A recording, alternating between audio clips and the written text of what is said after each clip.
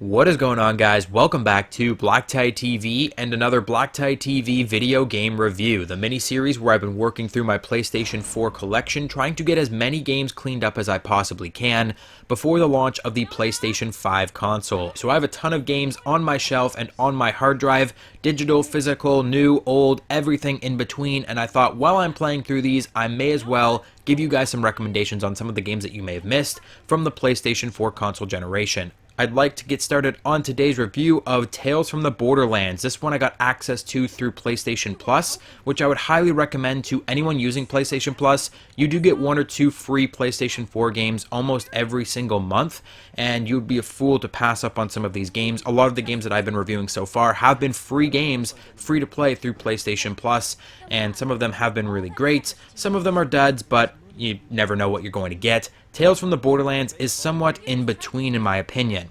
I am a huge Borderlands fan. I've been a fan since the original Borderlands game, which is actually in my top 10 games of all time, and I will argue to this day that the original Borderlands is better than any of the other Borderlands games combined.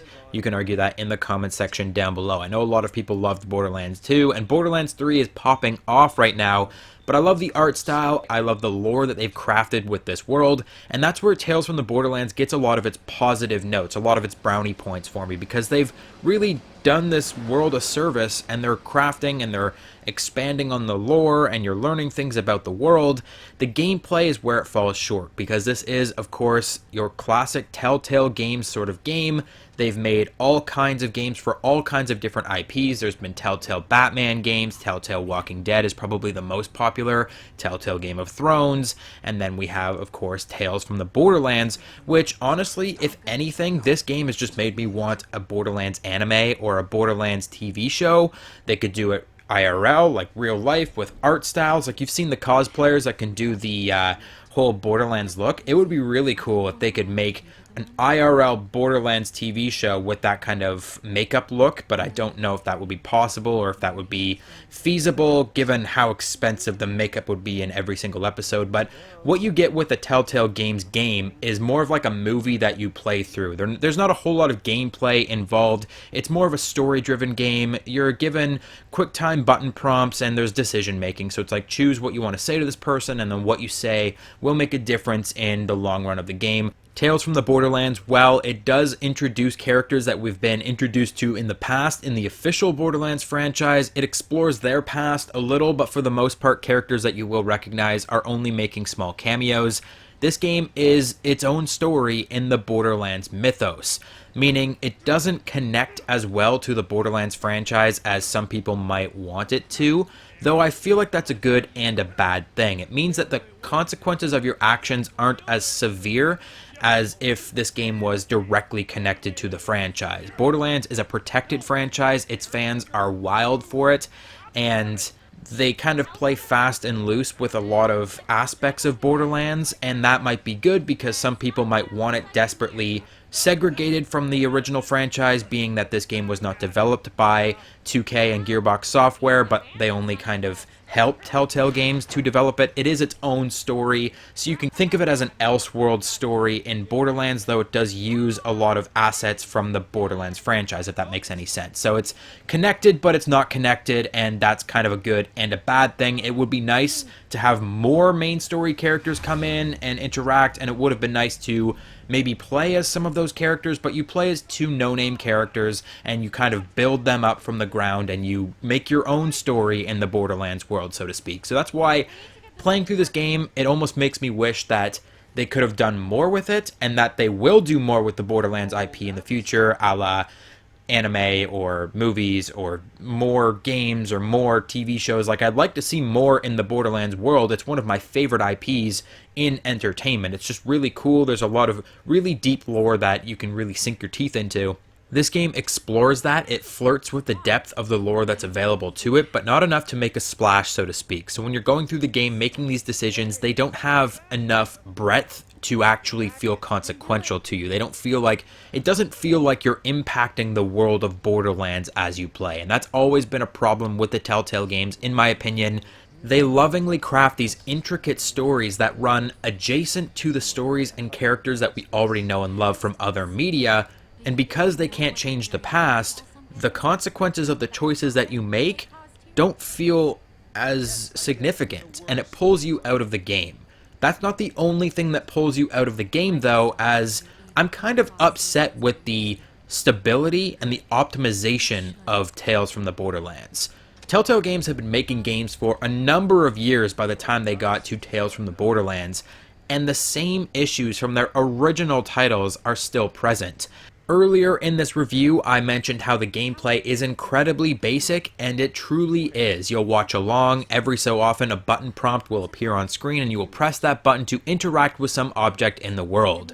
Maybe you'll tap that button rapidly before pressing another one to open a door or to wrestle with an enemy. You'll slide the analog sticks to the left and right to avoid incoming projectiles, and every so often you'll be asked a question which you'll have to provide an answer for of 4 options that appear on screen. The game is incredibly easy. Anyone could play a Telltale Games game. The thing that makes it difficult is the absolutely horrendous audio-visual optimization. The game drops frames, it stutters, it jitters, the subtitles don't match up with things that characters are actually saying a lot of the time. Sometimes the characters will be talking and suddenly the audio from their talking will drop out entirely and you won't hear the end of their sentence. Good thing you have your subtitles on. By the way, if you play this game, play it with subtitles or you will be confused a lot of the time. It'll do weird things when you're expected to press a button very quickly to quickly interact with something or to dodge something, but the game will jitter and spike and it will move too quickly and then too slowly, and then you'll end up running out of time on the buttons that you're supposed to be pressing. It's just very poorly optimized. It feels like you're streaming the game when you're not.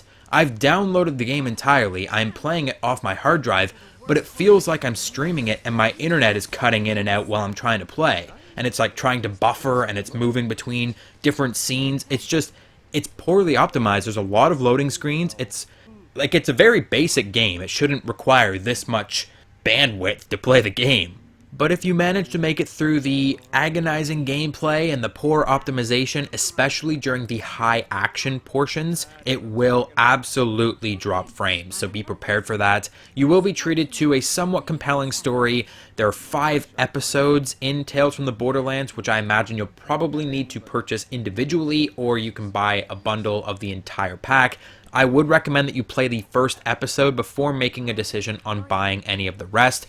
I have only currently played through the first episode, and I could die happy knowing that I've never finished the rest. I will finish the rest because they were all included for me for free. I didn't want to play through them before making this review because I wanted to avoid any potential accidental spoilers for you guys. The gameplay that you've been watching is very early on in the first episode. But there are 5 episodes. I will play through them, and I'll probably update you guys on my Twitter at BlackTideTV, linked in the description down below, what I feel about the game going forward. But I would recommend that you play the first episode yourselves before making a decision on buying the rest of Tales from the Borderlands, just because of those issues that I've listed. For anything, you would probably be getting this game to get an easy platinum trophy. All the Telltale games are super easy to platinum. All you have to do is play through them. By the time you finish all of the episodes, you are given a free platinum trophy. It's the easiest platinum trophy you'll probably get on PlayStation 4, and if you're a huge Borderlands fan, because Borderlands is all the rage right now, you might enjoy expanding the lore and being in the world for a little longer than you have been so far. But otherwise, if you're not a big Borderlands fan, if you're not a big fan of more or less like a interactive movie, if you'd like to play a game that's very high action, this is not a high action game. This is not a very exciting game. It's a slow, story-driven, decision-based game that you're going to take your time with. It's a good game for beginners. If you're a beginner on PlayStation 4 and you've not played a whole lot of games, this is a great one for you. It's going to get you familiar with the buttons on your controller and how to interact with your controller and interact with the game world, because you don't do a whole lot of that in this game. So it can be a boring play for someone that's experienced with gaming. So if you're one of those players, if that meets your criteria, this game could be for you. But in the overarching review, it's just another Telltale game with a different skin. Same gameplay, same problems. And that's all I have for you today. Tales from the Borderlands, it's kind of more of the same. Let me know what you think of Tales from the Borderlands and Telltale games in general in the comment section down below. Don't forget to hit the like button if you enjoyed today's video, subscribe, and activate your notifications so you never miss another upload. You can also follow me on Twitch using the link in the description down below. We've been playing through Middle-earth: Shadow of War on Twitch recently, so if you'd like to tune in for that, you can always follow me there as well. Hope you enjoyed the video, and I will catch you guys on the next one.